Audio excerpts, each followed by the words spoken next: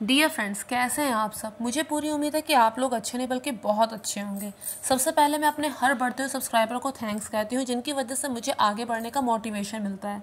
आज बहुत दिनों बाद थोड़ा सा समय निकाल के मैं नवरात्रि पर एक विशेष वीडियो आपके लिए लेकर आई हूँ। ये वीडियो आपको सारे वीडियोज़ से बहुत ज़्यादा यूनिक, बहुत ज़्यादा अलग और बहुत ही अच्छा लगने वाला है, मुझे ऐसा यकीन है।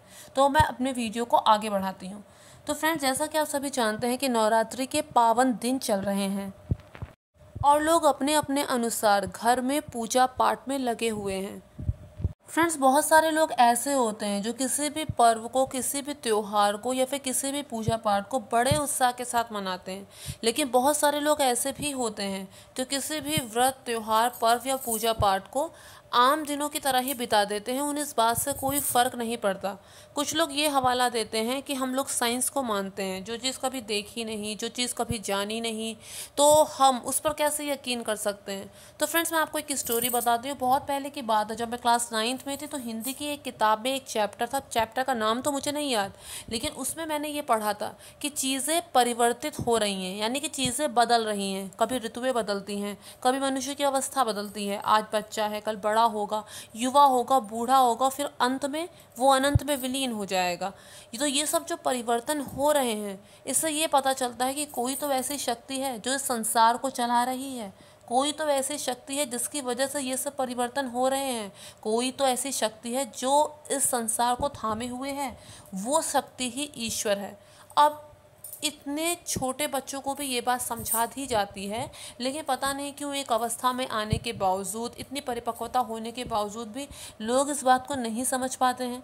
दूसरी चीज़ फ्रेंड्स, ये आज का एक कड़वा सच है, बिल्कुल सच है कि आजकल कोई भी नया व्रत, त्योहार या पूजा एक थीम बन जाता है फ़ोटोशूट का, कि इस बार नया बैकग्राउंड मिलेगा, नया फ़ोटोशूट करने को मिलेगा। लोग उल्टे सीधे काम बहुत ज़्यादा करते हैं। अब जैसे हम कहीं बैठे हुए हैं तो क्या हम अपने सर के ऊपर LED लाइट्स लगा सकते हैं, लाइट की स्ट्रिप लगा सकते हैं, छोटे छोटे बल्ब लगा सकते हैं केवल डेकोरेशन के लिए। जहाँ हम अपने बेड पे बैठे हुए हैं, क्या यहाँ वहाँ पर हम लाइट्स वाले तार बिछा सकते हैं? हम ऐसा नहीं करेंगे ना।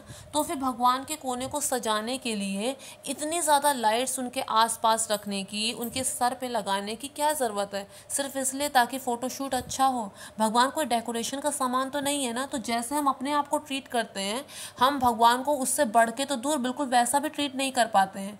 क्यों हम ऐसा करते हैं? क्यों हम भगवान को डेकोरेशन की चीज़ समझते हैं? अगर पूजा पाठ करनी है तो मन से की जाए, भगवान को भगवान समझा जाए, ना कि हमारी फ़ोटोशूट के लिए कोई आइटम समझा जाए।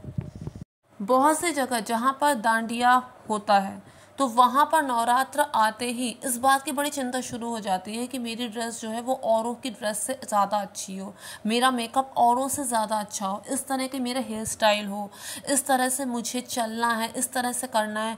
कितने लोग होते हैं जो उस बात को सोच पाते हैं कि मुझे इस नवरात्र में पूजा को इस तरह से करना है, मुझे इस वाले मंत्र का जाप करना है, मुझे ये वाली पूजा करनी है, मुझे पूजा का स्थान साफ करके वहाँ पर नया कपड़ा बिछाना है, भगवान की फ़ोटोज़ सब साफ करके, भगवान की प्रतिमा को साफ करके उन्हें नए वस्त्र पहनाने हैं, मुझे भगवान का कमरा पूरा साफ करना है, मुझे घर की साफ सफाई पर ज़्यादा ध्यान देना है, क्योंकि ऐसा कहा जाता है कि देवी का आगमन होता है। मैं ये नहीं कहती कि पागल और सनकियों की तरह हर समय साफ सफाई में लगे रहो, लेकिन जितना अपने में सामर्थ्य है उतना करने की कोशिश तो की जा सकती है ना। लेकिन लोग ऐसा नहीं करते हैं, बस खड़े हो जाएंगे जहाँ पे देवी की बड़ी सी प्रतिमा होगी और फोटो कुछ इस तरह से खींचेंगे कि हमारी पीठ जो है वो देवी के मुंह की तरफ पड़े।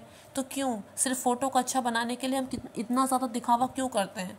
फ्रेंड्स, बहुत सारे लोग ऐसे भी होते हैं, खास तौर पे लड़कियां, टीनेज लड़कियां, कॉलेज गोइंग लड़कियां, जिन्हें इस बात का क्रेज होता है कि उनके द्वारा रखा गया व्रत दूसरे किसी न किसी तरह से वॉच कर ले, उनकी इमेज अच्छी हो जाए और हो सकता है कोई उन्हें यही देख के पसंद कर ले। तो फ्रेंड्स, अगर आप भगवान को खुश करने के लिए व्रत कर रहे हैं तो सिर्फ भगवान को पता चले उसी बात की कोशिश कीजिए ना। फ्रेंड्स, मैं आपको एक उदाहरण देकर बताती हूँ। एक बार की बात है, जब मैं कॉलेज में थी तो जब भी मेरा फास्ट होता था, एक लड़की जो मेरे साथ वाली थी वो मेरे बराबर में बैठकर डबल मीनिंग में बोलती थी कि फास्ट है, ताकि लोगों को लगे कि फास्ट उसका है और कहीं ऐसा ना हो कि इस किसी को पता चल जाए कि फास्ट इसका है तो इसकी इमेज ऊपर हो जाए, मेरी इमेज नीचे हो जाए, तो कहीं ऐसा ना लगे। तो इस तरह की बातें वो करती थी। तो फ्रेंड्स, क्या ज़रूरी है हमें दूसरों के सामने ढिढोरा पीटना कि हमारा फास्ट है या नहीं? अगर रखना है तो सलीके से रखा जाए। सात्विकता से रखा जाए, ताकि जो भगवान है केवल वही हमारे फास्ट को वॉच कर सके, केवल वही उसे जज कर सके और दूसरों के सामने दिखावा ना हो। दूसरी बात फ्रेंड्स, कुछ लोग ये हवाला देते हैं, कुछ लोग कि हमारे पास समय नहीं है इसलिए हम पूजा नहीं कर सकते, लेकिन ये वही लोग होते हैं कि जब उन पर कोई दर्द दुख तकलीफ आती है या फिर उन्हें कुछ चाहिए होता है तो लोग भांति भांति के उपाय करके भगवान को खुश करने का प्रयास करते हैं। तो फ्रेंड्स, अगर 24 घंटे में हम लोग 5-10 मिनट भी पूजा के लिए नहीं निकाल सकते ना, तो फिर रहने ही दीजिए। तब हमें किसी भी तरह के उपाय की कोई ज़रूरत नहीं है। नवरात्र में जो सबसे पहला काम होना चाहिए वो ये होना चाहिए कि पूजा का स्थान सही ढंग से साफ सुथरा हो, उसमें नया कपड़ा बिछाया जाए, भगवान को नए वस्त्र पहनाया जाए, उन्हें जो भोग लगना है फल फूल आदि जो भी चीज़ का जो तुम्हारे अंदर सामर्थ्य हो उसके बारे में सोचा जाए, भगवान का कमरा साफ किया जाए, घर की साफ सफाई जितना अपने में शक्ति है उस हिसाब से की जाए और दोनों टाइम पूजा पाठ की जाए। लेकिन अक्सर लोग इसकी बजाय डेकोरेशन में, ड्रेस में, फैशन में, फोटोज़ में ज़्यादा ध्यान देते हैं।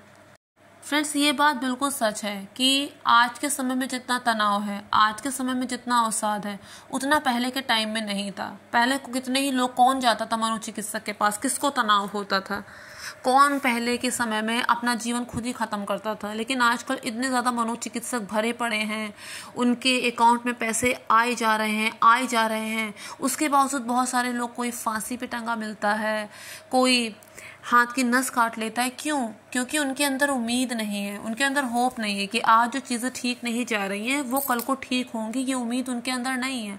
ऐसे में अगर पूजा पाठ में समय लगाने से, ऐसे में अगर हाथ में कलावा बांधने से, ऐसे में अगर माथे पे एक टीका लगाने से अगर उनके मन में ये उम्मीद जगती है कि चीज़ें आज सही नहीं है तो क्या कल को अच्छी हो जाएंगी, वो जिंदा रहते हैं, ज़िंदगी की इज्जत करते हैं, तो कोई कौन होता है उनसे उनकी ये उम्मीद छीनने वाला, कोई कौन होता है उनकी पूजा पाठ को ढोंग या दिखावा कहने वाला।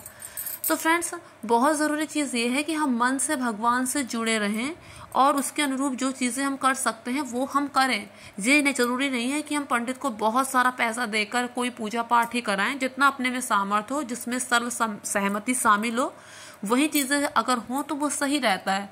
आप क्या कहते हैं, कुड़ के क्या कहते हैं, अगला जना कुड़ के हाँ बोल रहा है या फिर कोई चीज़ें ज़बरदस्ती हो रही है तो वो चीज़ें सही नहीं रहती। तो जितना अपने में सामर्थ्य हो, जितनी चीज़ें हो सके, पूरे मन से भगवान की पूजा पाठ में मन लगाना चाहिए, ध्यान देना चाहिए। जैसे हर चीज़ के लिए हम समय निकाल लेते हैं वैसे इस चीज़ के लिए भी समय निकालना चाहिए, लेकिन उसमें ज़रा सा भी दिखावा लेश मात्र का भी नहीं होना चाहिए। फास्ट उतना ही रखो जिसमें भोजन का चिंतन मन में ना आए, कि हम खाने पीने के बारे में ना सोचें। एक छोटा सा फल खा लिया उसके बाद अपनी पूजा पाठ में लग गए, कुछ थोड़ा सा फल खा लिया और उसके बाद अपने काम में लग गए, लेकिन हर समय खाली खाने पीने की चीज़ों के बारे में सोचना और कहने को कि हमारा फास्ट है, तो वो चीज़ें ठीक नहीं होती हैं। तो फ्रेंड्स, अगर आपको मेरा वीडियो पसंद आया होगा तो मेक श्योर मेरे चैनल को सब्सक्राइब, वीडियो को लाइक और शेयर ज़रूर कीजिएगा friends. Thank you so much.